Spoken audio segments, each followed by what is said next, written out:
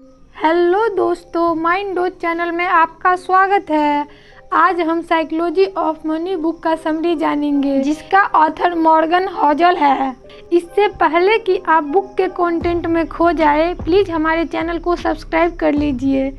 हमारी वीडियो कभी कभी थोड़ी लंबी हो सकती है, क्योंकि हम बुक के कंटेंट से कॉम्प्रोमाइज़ नहीं करते। तो शुरू करते हैं। धन संपत्ति के मामले में आप कितना अच्छा प्रबंधन करते हैं, यह इस बात पर निर्भर नहीं करता कि आप कितने होशियार हैं। यह इस बात पर ज़्यादा निर्भर करता है कि आपका व्यवहार कैसा है। और व्यवहार सिखाना कठिन कार्य है, उन्हें भी जो वास्तव में होशियार हैं। एक प्रतिभाशाली व्यक्ति जो अपनी भावनाओं का नियंत्रण खो दे, एक वित्तीय आपदा हो सकता है। यहाँ एक कहानी बताई गई है जिसमें रोनाल्ड रीड, जो एक गांव में जन्मे, वह हाई स्कूल पास करने वाले अपने परिवार के पहले सदस्य थे। उनके जीवन के बारे में बताने योग्य ज़्यादा कुछ नहीं है। उनका जीवन उतना ही सामान्य था जितना किसी का भी हो सकता है। रीड ने 25 वर्षों तक एक गैस स्टेशन में कारों की मरम्मत की और 17 वर्षों तक जेसी पेने में फर्श पर झाड़ू लगाया।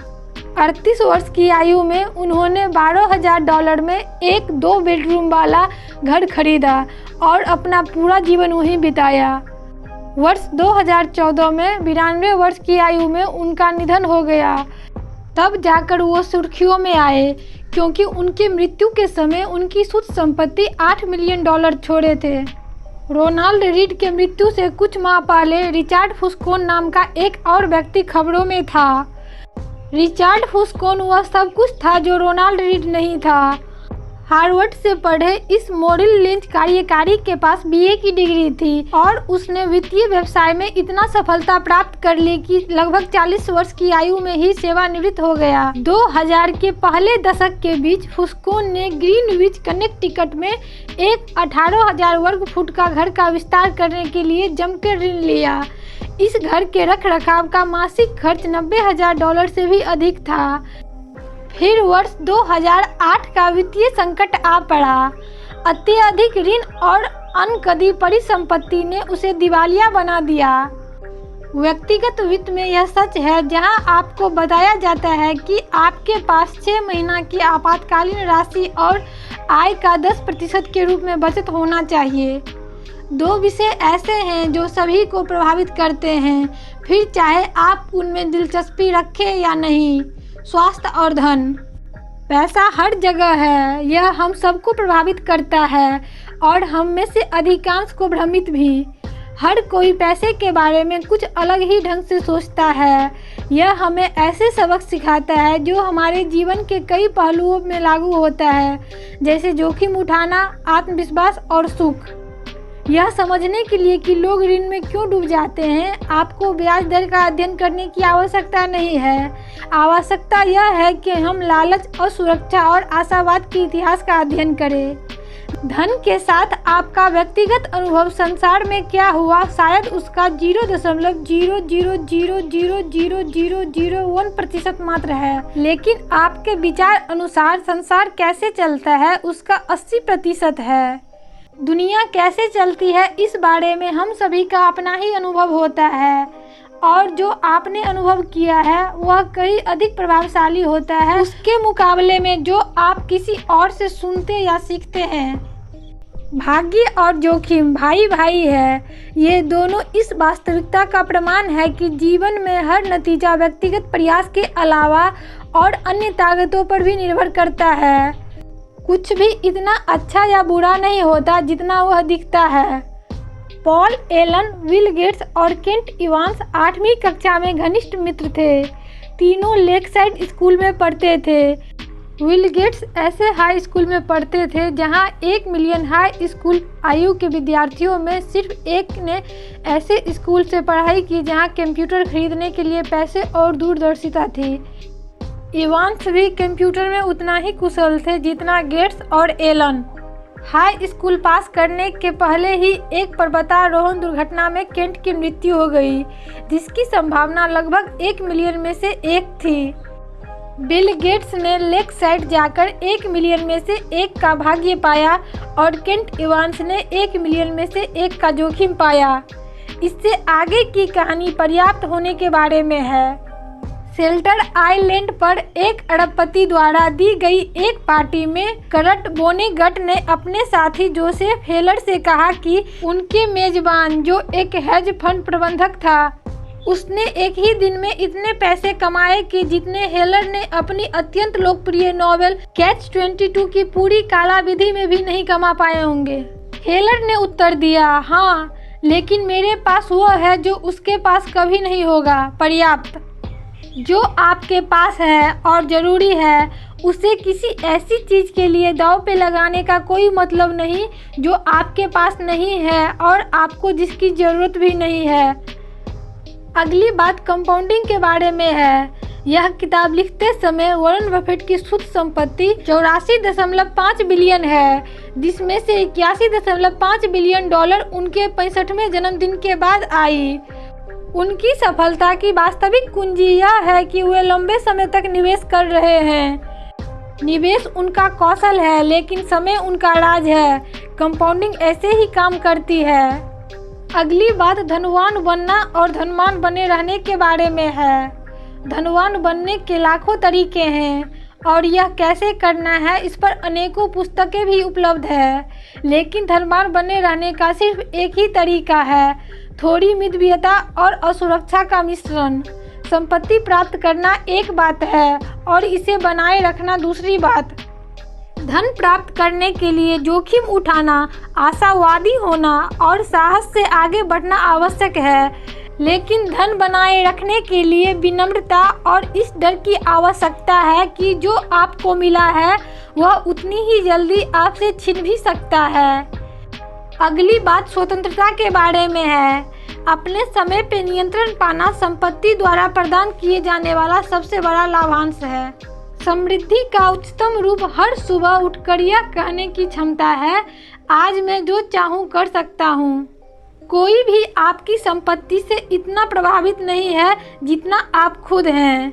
लोग संपत्ति की चाह रखते हैं जिससे वे औरों को जता सके कि उन्हें पसंद किया जाए और उनकी प्रशंसा की जाए, लेकिन वास्तविकता में वे लोग अक्सर आपकी प्रशंसा करने से चूक जाते हैं, इसलिए कि वे आपकी संपत्ति को खुद की प्रशंसा की लालसा के मापदंड के रूप में इस्तेमाल करते हैं। पैसा खर्च करके लोगों को दिखाना कि आपके पास कितना पैसा है, यह पैसे कम करने का सबसे तेज तरीका है। संपत्ति के साथ मुख्य विडंबना यह है कि संपत्ति वह है जो दिखाई नहीं देती। संपत्ति छिपी रहती है। यह वह आय है जो खर्च नहीं की गई है। संपत्ति वह विकल्प है जिसे अभी तक नहीं चुना गया, जिससे बाद में कुछ खरीदा जा सके। इसका मूल्य आपको विकल्प, नम्यता और विकास प्रदान करने में है, जिससे आप एक दिन उससे अधिक सामान खरीद सके जितना आप आज खरीद सकते हैं।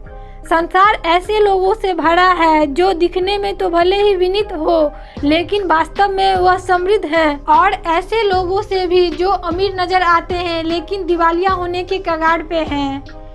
एक विचार सरल लेकिन जो आसानी से अनदेखा हो जाता है वह यह है कि संपत्ति निर्मित करने का संबंध आपकी आय या निवेश के प्रतिफल से कम और आपकी बचत के दर से अधिक होता है।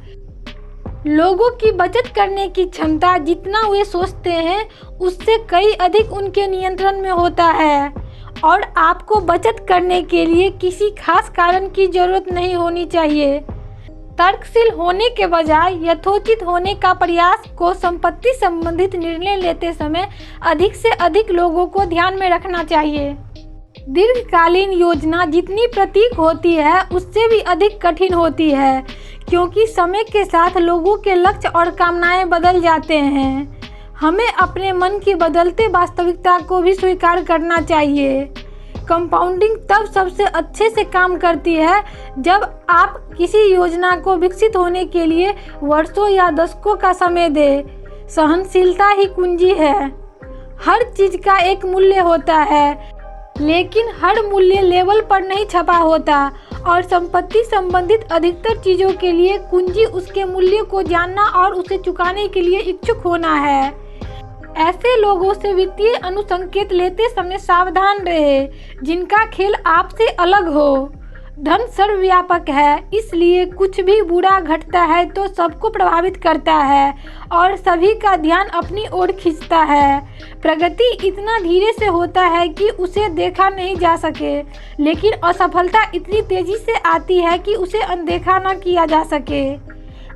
अपने धन का प्रबंधन करते समय इस कहानी संचारित संसार में 2 ऐसी बातें हैं जो ध्यान में रखना आवश्यक है।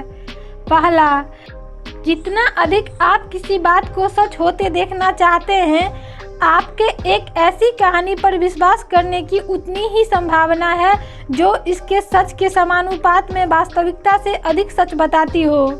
दूसरा, हर किसी का विश्व का परिप्रेक्ष्य अधूरा होता है, लेकिन हम रिक्तियों को भरने के लिए पूरा वृत्तांत बनाते हैं।